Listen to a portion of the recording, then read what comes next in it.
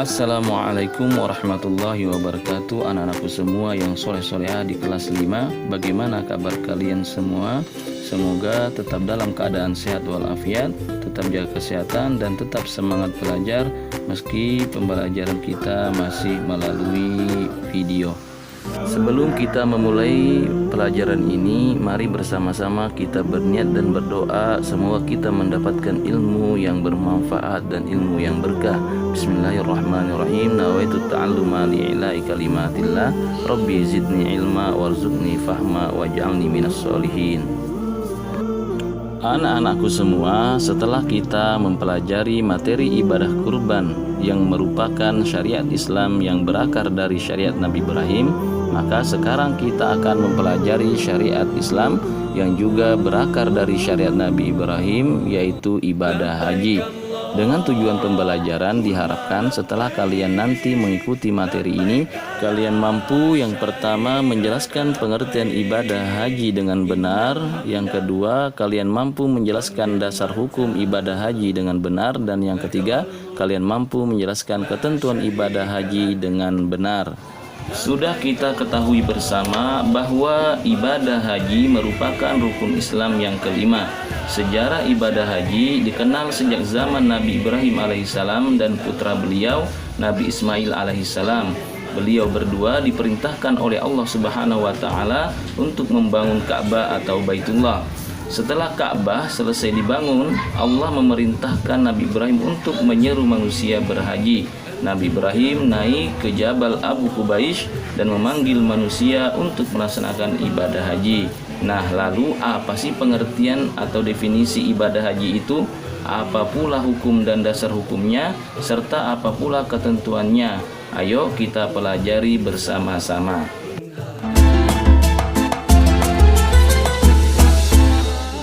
Pengertian atau definisi haji menurut bahasa, kata haji berasal dari bahasa Arab hajja yahujju hajjan, yang artinya ziarah, mengunjungi, menuju atau menyengaja ke suatu tempat. Sedangkan pengertian haji menurut istilah, haji adalah berkunjung atau berziarah ke Baitullah untuk beribadah kepada Allah dengan syarat dan ketentuan yang telah ditetapkan oleh syariat agama Islam.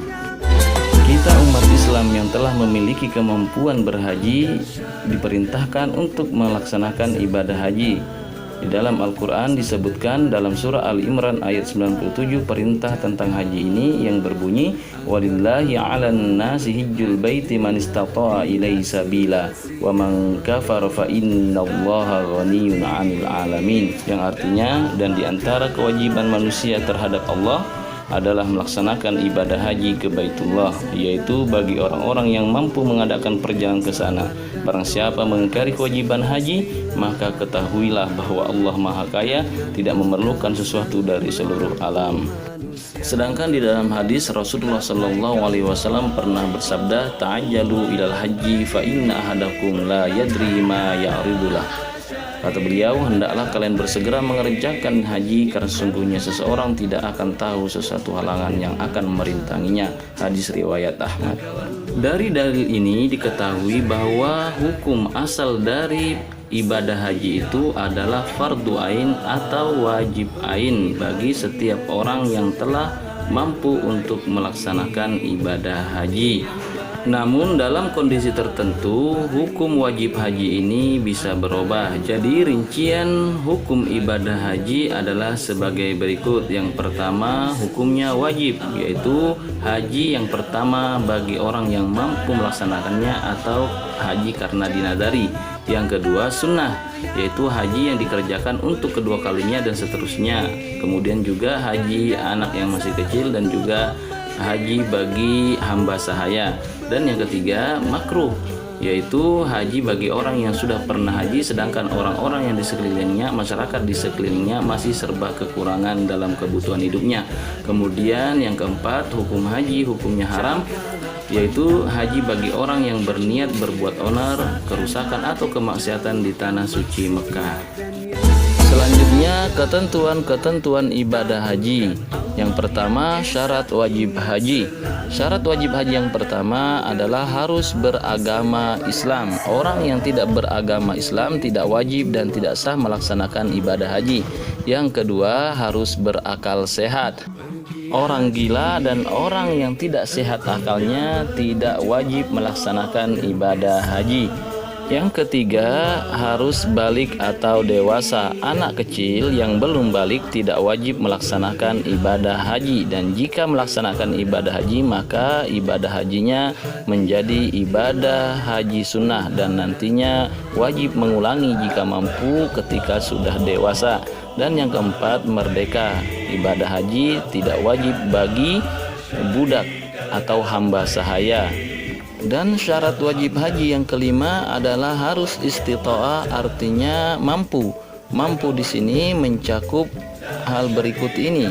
Yang pertama, harus mampu jasmani dan rohaninya, artinya sehat lahir dan batin. Dua, memiliki bekal yang cukup untuk pulang dan perginya ke Mekah serta biaya keluarga yang ditinggalkannya. Yang ketiga, ada kendaraan yang pantas dipergunakannya ke Mekah, baik kepunyaan sendiri maupun dengan cara menyewa. Yang keempat, perjalanannya harus aman, artinya daerah yang dilalui tidak ada bahaya yang mengancam jiwa, seperti misalnya peperangan atau yang lain-lainnya. Dan yang kelima, yang masuk dalam lingkup istita'ah atau mampu adalah bagi perempuan harus disertai oleh mahramnya. Selanjutnya adalah rukun haji. Rukun haji ada 6. Yang pertama adalah ihram. Ihram adalah berniat melakukan ibadah haji dengan menggunakan pakaian ihram yang terdiri atas 2 helai kain putih tidak berjahit bagi laki-laki. Pakaian ihram bagi wanita adalah menutup seluruh tubuhnya kecuali muka dan telapak tangan. Rukun haji yang kedua adalah wukuf.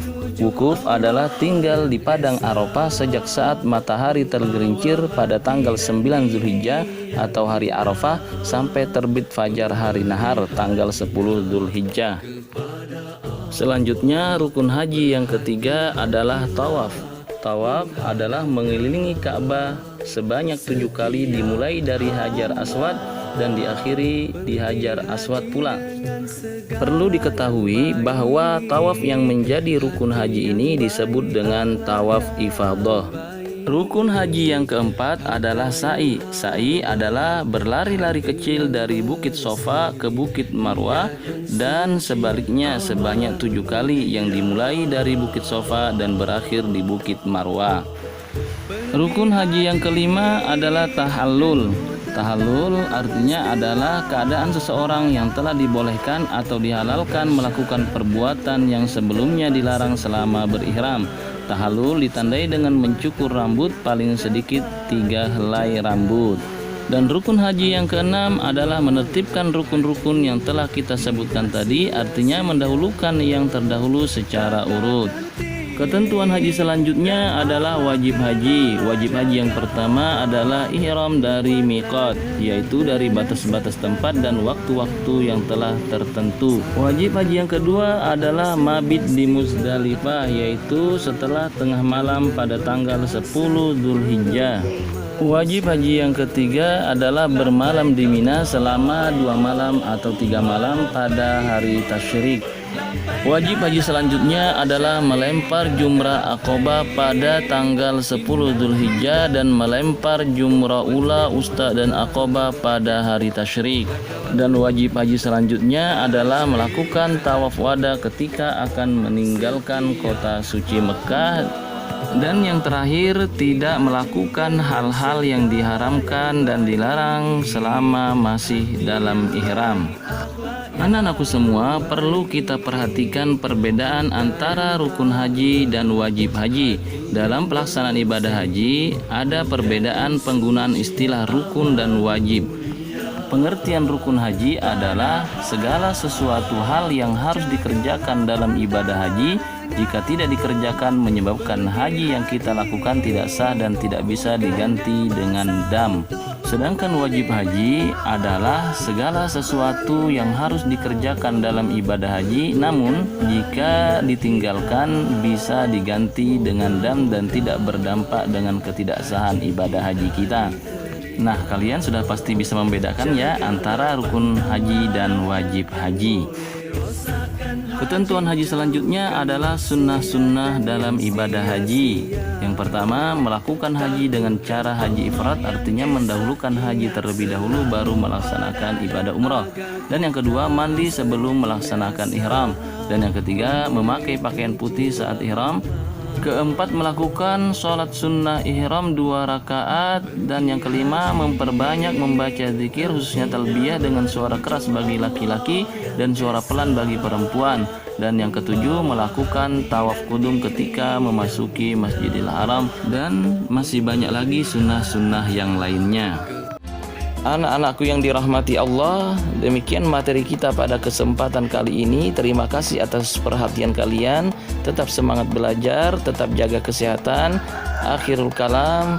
Assalamualaikum warahmatullahi wabarakatuh.